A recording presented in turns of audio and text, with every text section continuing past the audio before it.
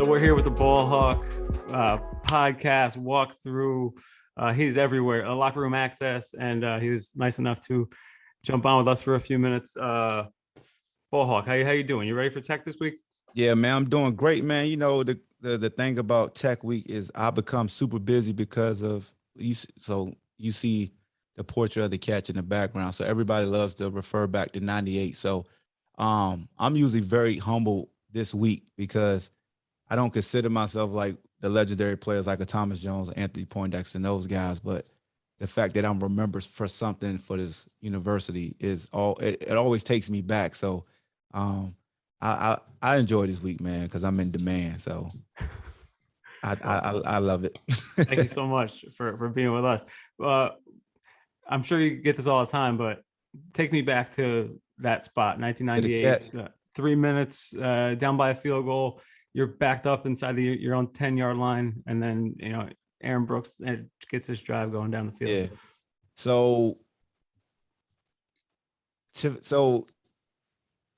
I'm gonna tell you like this. If you listen to my podcast, you listen to me talk or see me tweet, I'm like a super positive person. Like I'm so competitive, like I never think I'm gonna lose. And that team was the same way. So even though we was getting our tails kicked in the first half, we never thought we would lose. We just had to figure out like how we was gonna start the run. And Dex came in the locker room and chewed us out.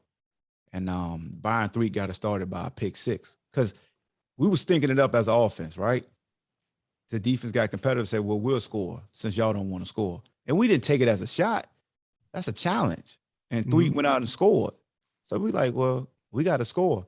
Long story short, they bow up in the second half and only give up 3 points. You know what I'm saying? So we get the ball backed up and we running the same play all the way down the field. You know, it's just mirror corner routes, and Casey has a wide option. Casey is the read first because of the defense that they play, like this blitz technique, wide tackle 6. And Casey catches a ball, but he doesn't really catch it. But he sold it that he caught the ball. If people go back and look at that catch that they gave the one on the sideline?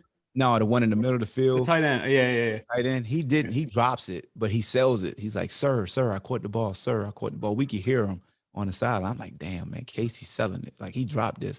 I hope they give it to us. Then I think the next play, that's when Kevin Coffey looks in the sunlight and his contact pops out. Well, I just run in the game. I don't know if I was supposed to go in, but I just run in. So in my head, I'm like, I'm going in. Like I've gotten in on just only 3 receiver sets, but no regular sets. So we call the same play, and I'm ready to run to the field, the wide side. Terrence is to the near side now, and Terrence is the one that's been killing.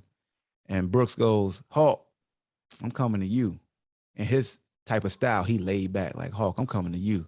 And I'm like, word? He's like, yeah. So I'm like, all right. So I tell everybody I ran like the worst route you could run. Like the route wasn't great. Anthony Midget reads my route. He's breaking downhill before I even break out. And when I turn around, I just hear a noise. Like, that's all I hear. I hear whistling, and I feel something just hit my face mask, go ping, and my right hand just goes up.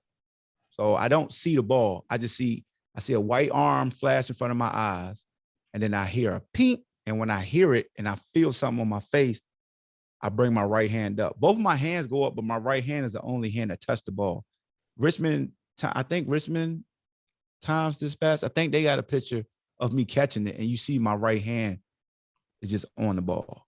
And when I turn, there's nobody else there. So I just caught it with my right hand, then I tucked it with my right, and I was like, nobody's going, like, once Midget broke and he missed it, nobody on the team was going to catch me. I was going to let that happen. Like, I wasn't worried about people catching me, but I saw a guy that worked for the media, Mike, who passed away, and he's like, come on, hurry up. And I started laughing at him, and they got a picture of me smiling. And the rest is history, man. You get that pose, but that pose that I do has nothing to do with football. My 2 cousins got murdered that year, and they were supposed to be there, Shanelo and Saron Gibson. They got murdered in February 1998, and that pose is for them. Wow. So that pose is not football related. So I appreciate that pose because it's for my deceased cousins who I was thinking about when I was on my knees. But at the same time, when people gave me the moniker of having to catch, I always wanted to remember Thomas Jones' catch in the right end zone and remember what Threet did to start it off. I just finished it. I just did my job. I protected myself from a 100-mile-an-hour fastball for Aaron Brooks. So I'm getting all this, glory, which I appreciate, but I just did what I was supposed to do. You know what I'm saying? He was putting some dimes on that final drive, man. Brooks is, he's nice, man. Like, to me, I'm biased. He's right behind Sean all the time. He don't have the numbers to stack up. Like, he don't have the numbers to compete with Bryce or Matt Schaub or what Brendan's doing now. But when you go back and watch Aaron Brooks throw the football, it's a work of art, man. And if you put him in today's game, his numbers would be there probably, Yeah, absolutely. Absolutely. And that's not taken away from the guys. Brendan is a stud. Like, so thankful that he's our quarterback now. Thankful for what Bryce did. Thankful for what Kurt Benkert did as well. Like, all those guys, they're in the league for a reason.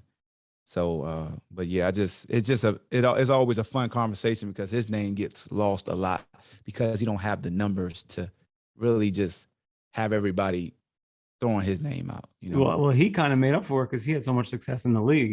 Yeah, he did. Shout out to New Orleans Saints, what he did there. Yeah, that was like instinct got them going. I think Jeff Blake had gone down. Maybe it was Jeff Blake. Yeah. He took him to the playoffs, man. Facts.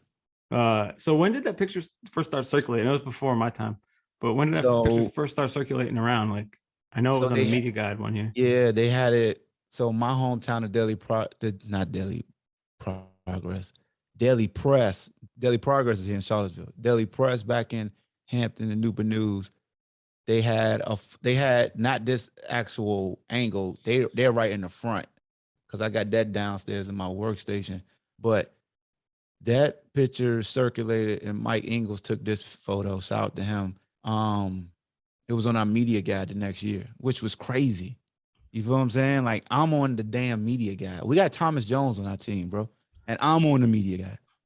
Like, really? Me? And I didn't realize how important that catch was until everybody kept talking about it like the next year. I was like, yo, I scored a touchdown. I made a catch. I didn't think too much of it. You know what I'm saying? Because I'm just competing.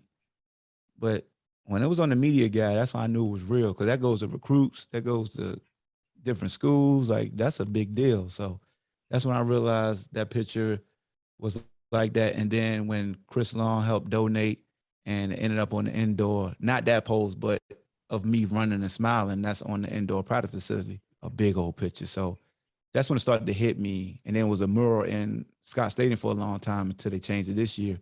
That photo was there. So that's when it hit me when I came back from playing arena ball, and it was in different spots. And I'm just like, oh, so that play is a big deal. So that's what it was, man.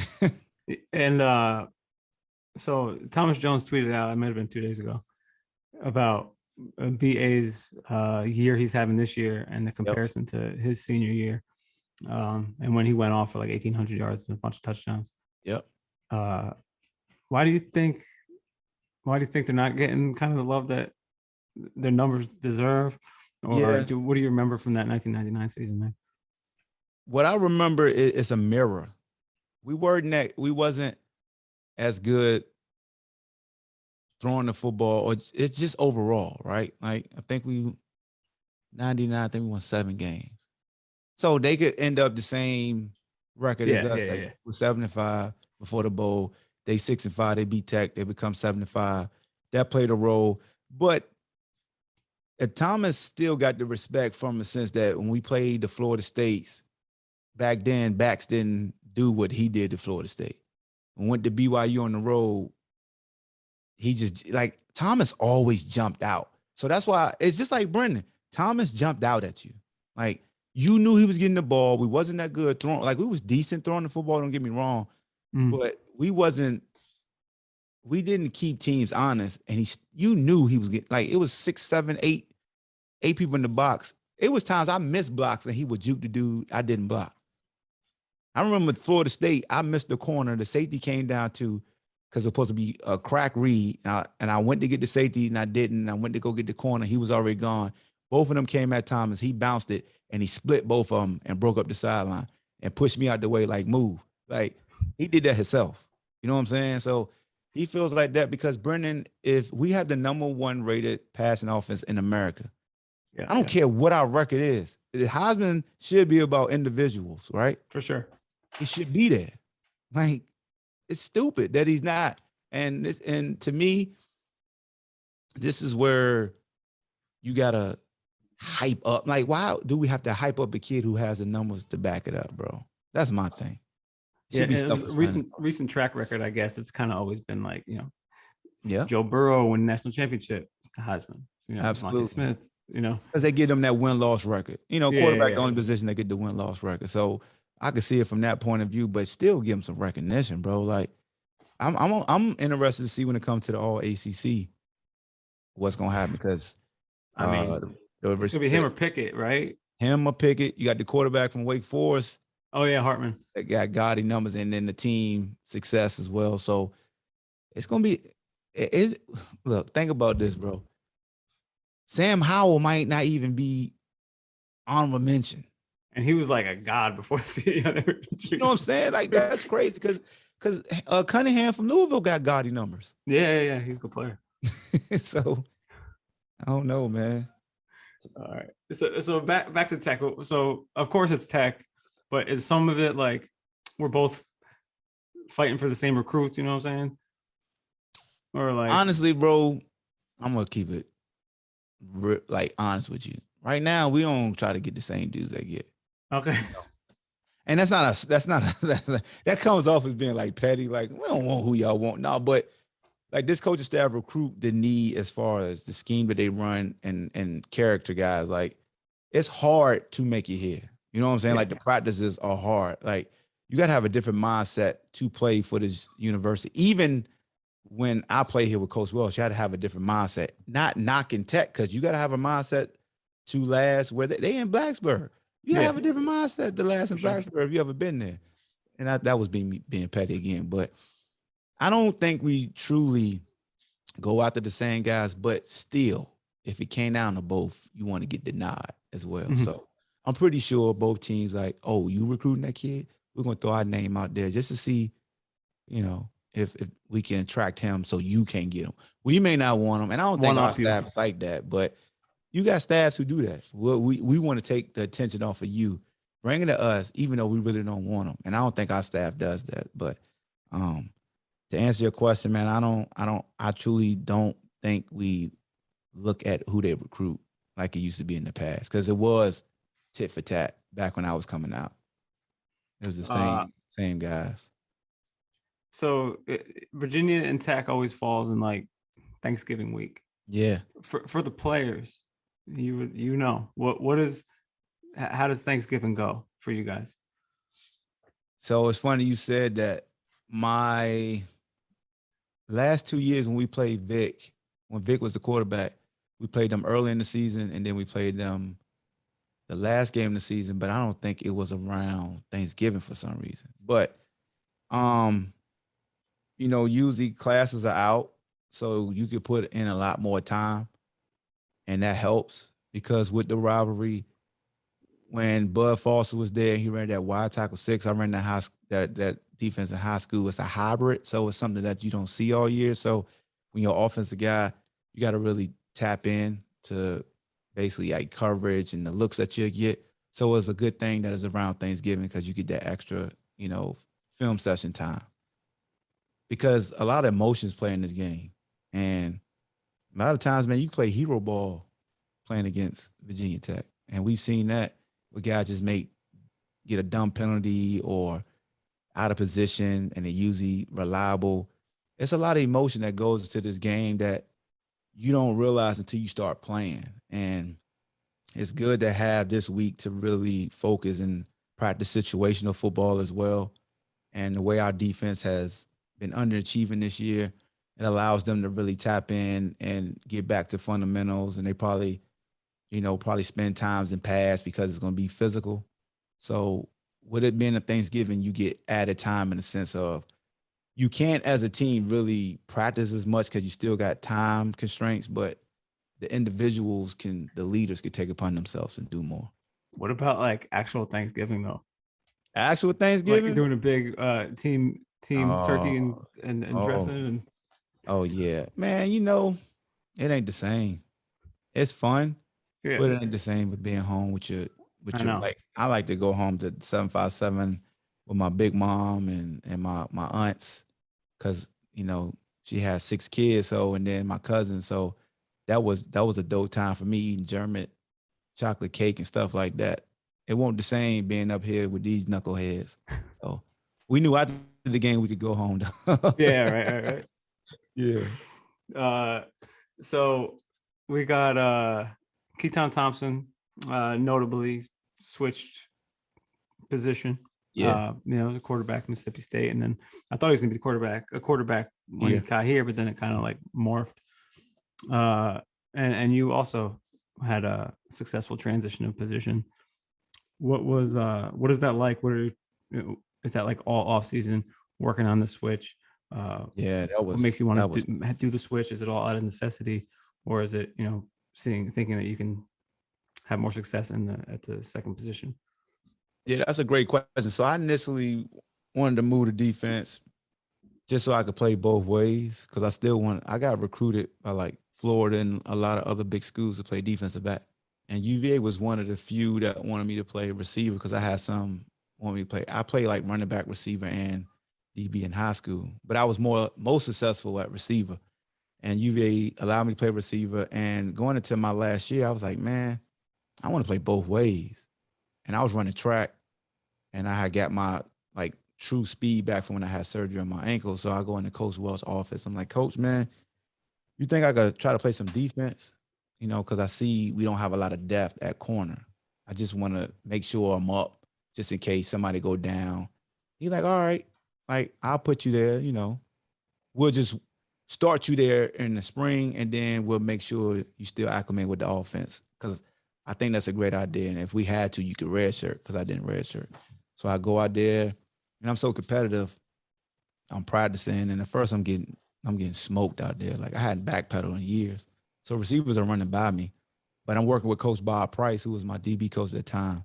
And every day after practice, I'm working with him on just footwork, pedaling, tackling, like everything, every single day after practice. I could have been on his taxes. Yeah, so I was working with him on my craft, bro. I worked my butt off, and I think it was after about 6 practices, I started getting the hang of it.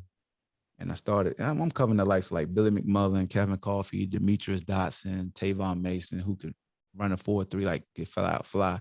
But checking Billy, Kevin, and Demetrius really helped me because they were taller guys and they were all different. And I want to say I went to Coach Welsh. I was like, all right, Coach, when you going, let me start working some offense. I think I'm good enough that if they need me on defense, Yeah, I'm straight. He goes, Christ, we're going to keep you there. You're one of the best guys we got over there. Why didn't you tell me sooner? I would have used you there last year. I was like, what do you mean? He's like, you're staying. We got enough receivers. Look at who we have. Like you cover them. You're staying there. So I end up getting like, I forgot the name of the award for it, but most outstanding spring player. I got that award from Coach Rick Lance. And then I do remember in the summer, bro, I worked on tackling a lot. Because that was the last thing I couldn't do. Like consistently tackle somebody. yeah. Like I'm not gonna miss a damn tackle. Like I did not want to miss a tackle. I didn't want somebody because I used to love just juking DBs and laughing at them. So I didn't want that done to me. So Yeah, I worked on tackling a lot, bro. Yeah. So that's why now when I see DBs miss a tackle, I'm sitting there like, man, y'all better go work on it. Like you got to do that. A coach not gonna make you tackle. I had the will and the refusal to miss a damn tackle. Like I was gonna get you. If I got to run through your chest and you run me over, I'm gonna grab and hold on. But one thing I ain't gonna do is just dive at your damn legs. Nah.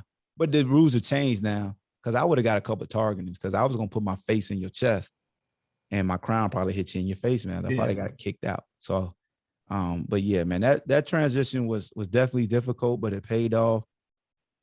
Because I got to play professionally. And when Coach Dick Vermeil released me after playing 1 year with the Chiefs, he was just like, you had the best camp, but we don't know what you are. Like you could probably go to another NFL team and jump around the league for another year or two. or you could go to this league called the Arena Football League where guys like you will flourish. And I got a buddy named John Elway who I could probably get you in contact with. So after I wiped away my tears of being cut, I told him to call John, and John hit me up, and I played it for 10 years. So Coach Ramil saw it.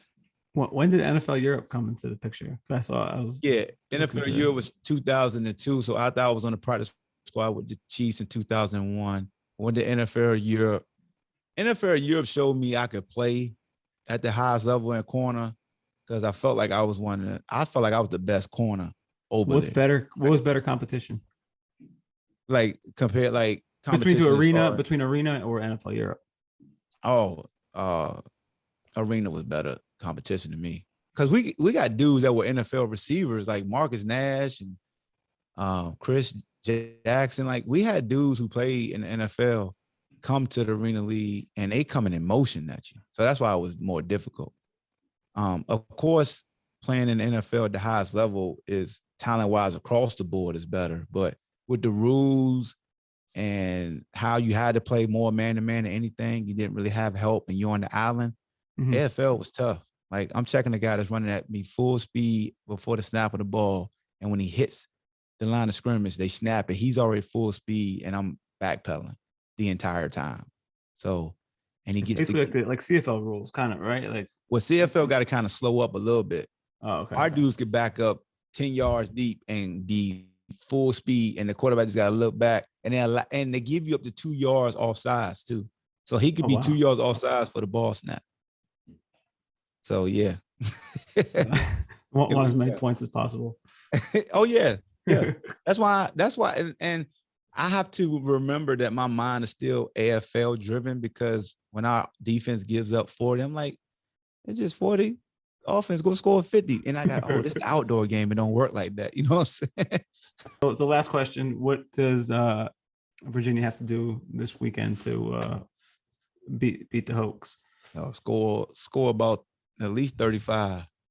They got to score a lot of points, man. Like, well, Miami hit a couple big shots last weekend against Absolutely. They came out and threw at Waller. That's how I knew Miami was on one. They came out through their best DB, who's one of the better DBs in ACC, and they were successful. And salute to Miami for their game plan because they kept taking shots. Usually folks don't take a lot of shots at Virginia Tech because of the mystique of. And it's a young quarterback too. Yeah, they could blitz the pass and things like that. But in all honesty, man, being very transparent, like we gotta score a lot of points. You can't expect our D to pitch a shutout or to get a bunch of stops. They can get you 3 or 4. And you gotta take advantage. They've got a couple turnover here and there, a stop here and there. Yep. And I say this: the fact that our defense is played at a below average level all year combined, as an offense, you gotta say, our defense has got to stop. We got to score now. Like anytime they get you a stop, you have to score. Last week, that was a difference to me. Every time we got to stop, we forced 3 punts, got 2 interceptions, but one of them was late in the first half. So just say we got 4 stops and then limited them to 2 field goals. Well, out of those 4 stops with the 3 stops and interceptions, we only got 3 points. Like the way our defense plays, offense, you have, like, it's not fair, but you have to take advantage of it. Exactly. It is what it is. Like, if we're going to say our defense suck, I'm going to say, well, if our defense suck, offense, you got to be outstanding, period. So it's not fair, but hey, ain't no pigs involved. So who crying? All right, BallHawk. Thanks for popping over. What is the weekend looking like for you? Are you going to be at the stadium? Yeah, I definitely be at the stadium doing my in-stadium analyst gig. So I'll be doing the pregame matchup right before we introduce our seniors. I'll be doing the halftime recap. So hopefully the Wahoos are up and we can, put various highlights on Who Vision. And I'll be doing my Chris Berman impersonation. And other than that, man, be having fun watching this beat up on the Hokies, man. All right, where can everyone find you at? Oh, man, I am BallHawk on Twitter and Instagram, man, and follow the BallHawk Show on all podcast platforms, man. It's not your normal podcast. We have fun. I'm interactive. If you want to hit me up, go to ahmadhawkins.com. Use the contact us box at the bottom. It emails me directly. and I will respond to you. I respond to folks, man. I'm interactive, so definitely appreciate you reaching out, man. Love what you doing. Love the support, and wahoo wah.